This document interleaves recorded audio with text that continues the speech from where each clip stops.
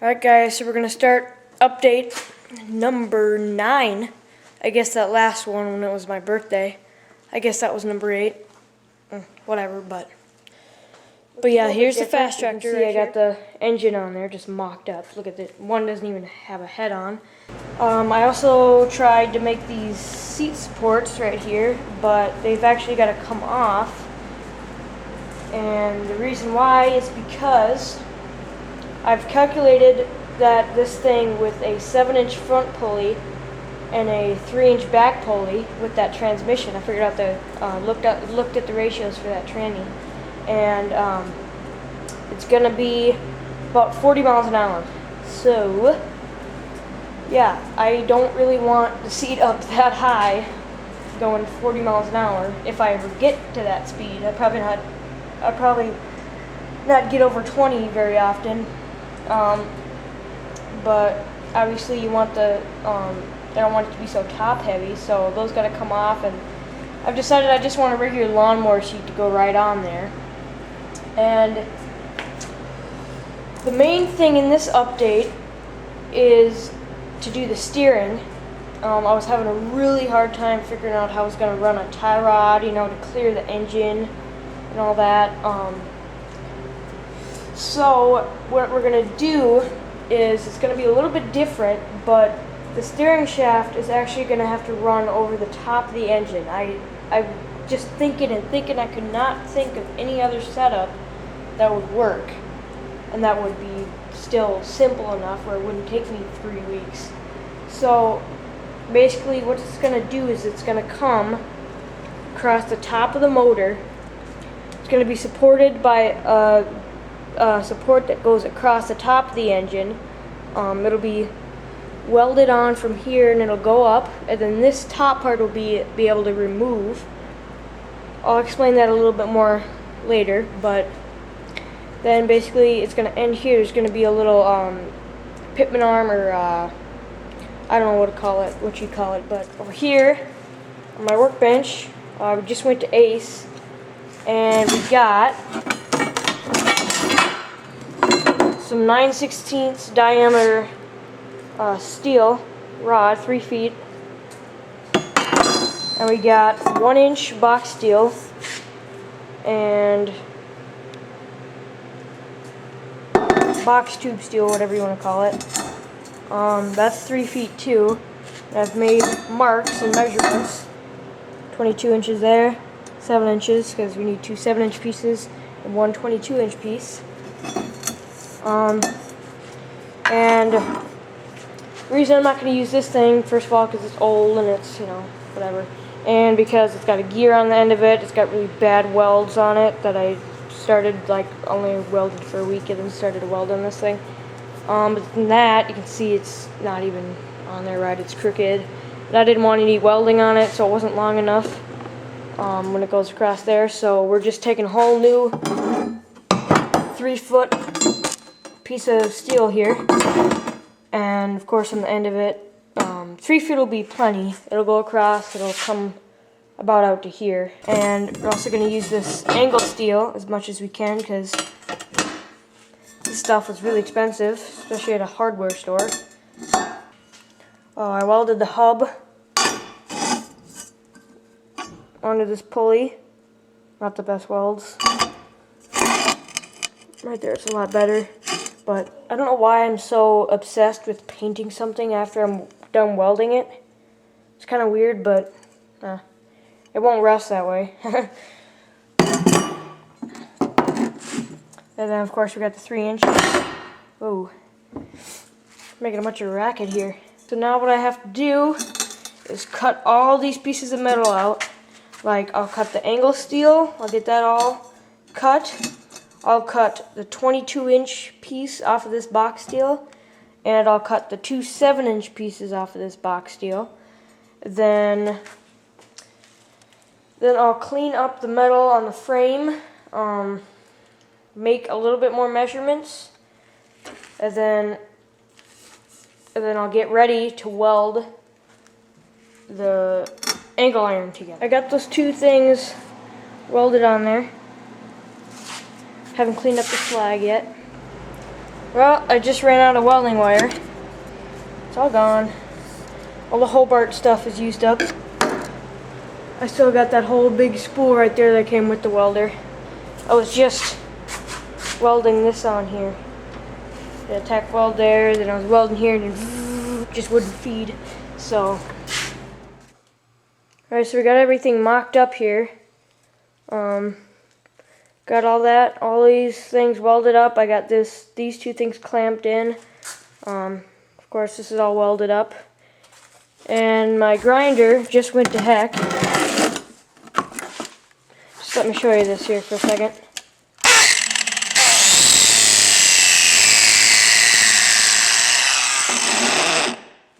Yeah, that's not supposed to happen.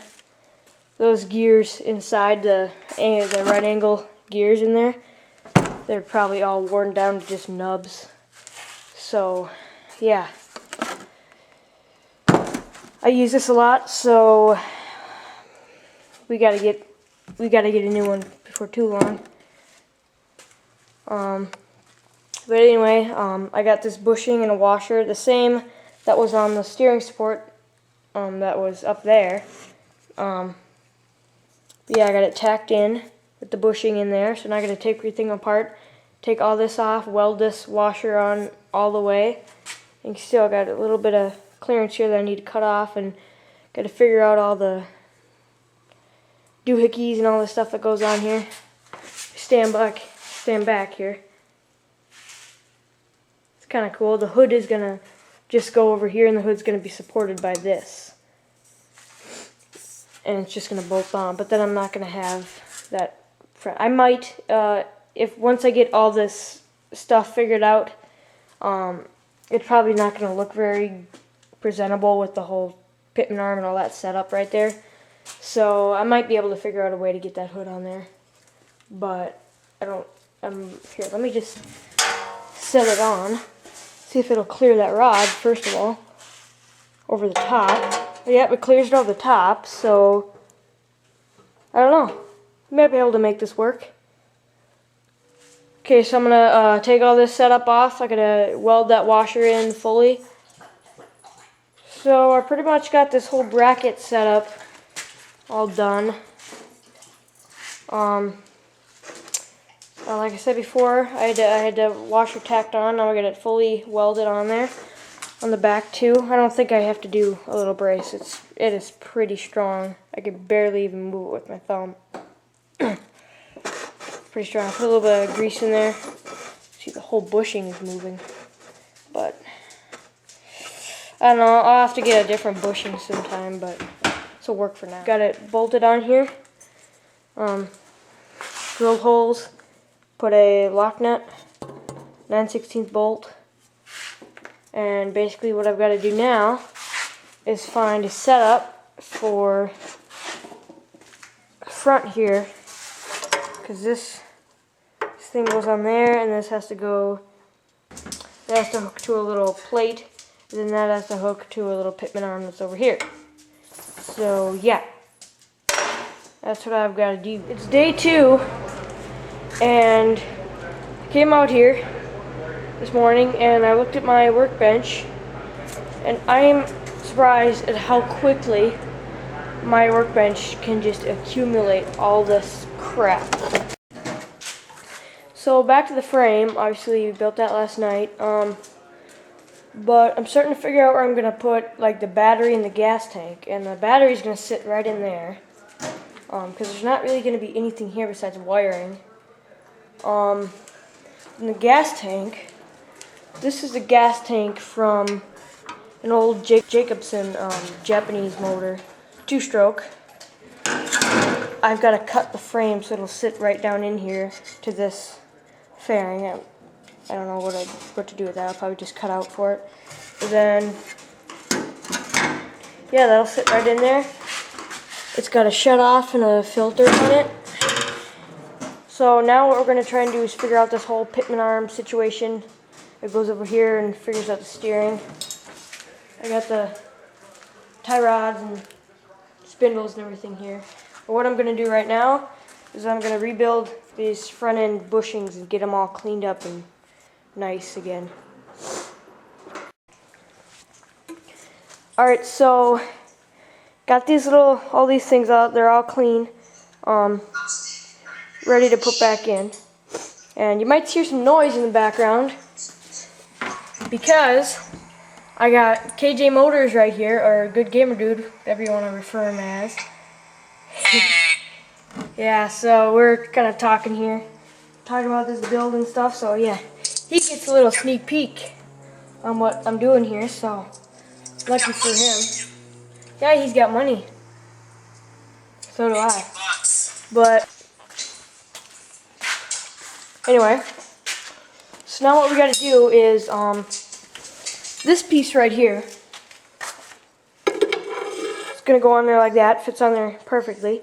Got to cut it off, and unfortunately I got to do it with the hacksaw because I cannot find the sawzall, and my grinder went to heck. So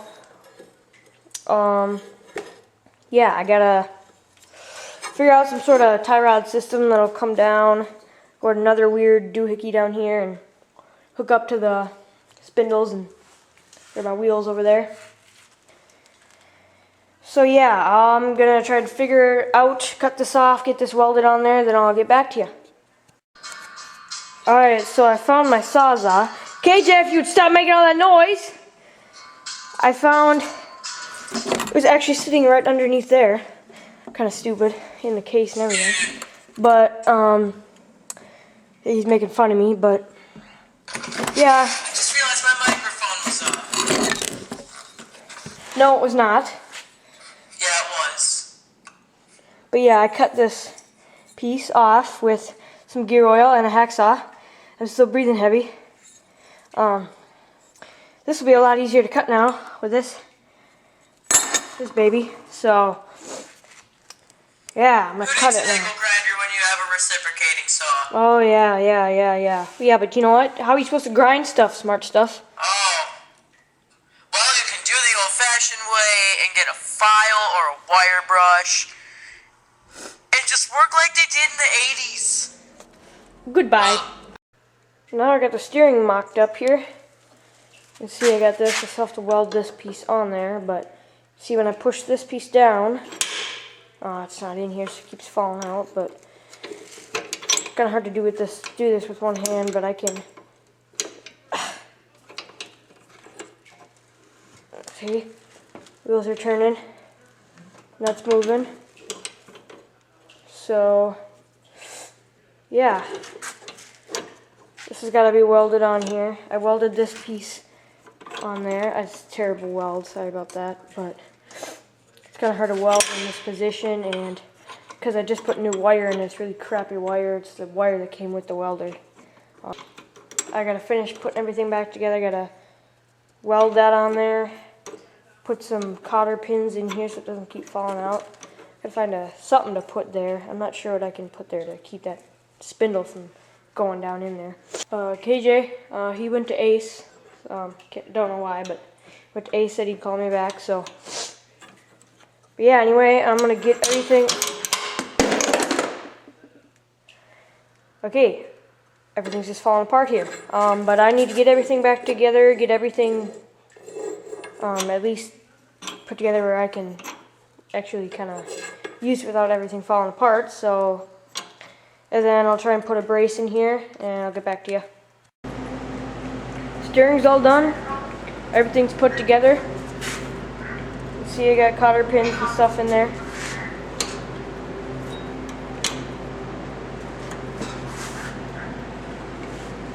Are you filming? Yes, I'm filming. Sorry about that. Yeah, that's pretty nice. Works pretty good too. I have to do a little bit of trimming here. Just cut that piece off that hits the tire right there. And I don't really need to steer more than like that. So now I just have to figure out a way to get the steering wheel put on there. Because the steering wheel had these weird teeth things. I'm getting feedback into KJ's system here because he's not wearing headphones. Hee hee hee.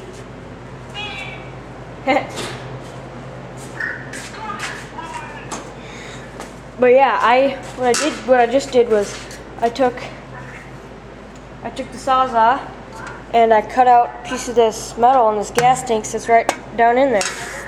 So what I'm thinking I'm going to do now is drill some holes and put bolts in there, and that'll be what holds it in. God, that's so annoying! Can you please put headphones on?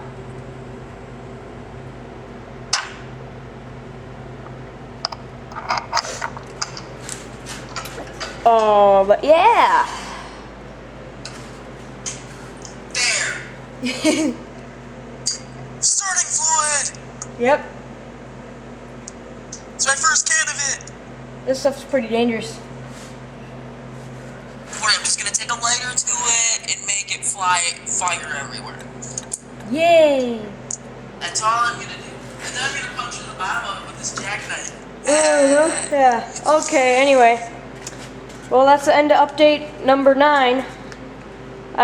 We might have the Transaxle by next time, so maybe we'll work on that. But anyway, see you next time, guys.